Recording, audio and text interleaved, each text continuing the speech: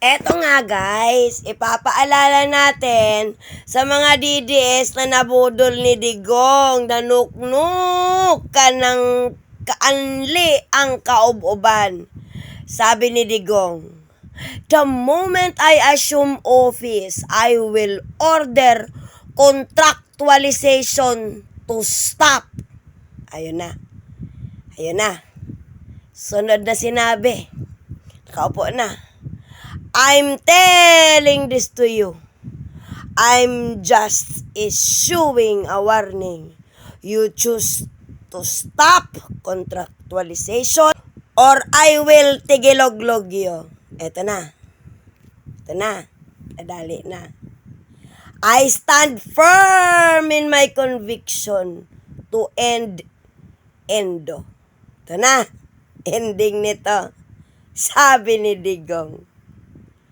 Nung nagproseso na, pakatandaan nyo, isa sa nagproseso dyan, si Attorney Luke. Ayan. Nung ipinasa na yung panukala na para matapos ang kontraktualisasyon, ayan, bineto ng tatay nyong karton. King ina nyo. Iyan ang sakalam. Mga uto-uto kayo, mga DDS, na anli ob-ob, yung ina nyo, damay-damay nyo.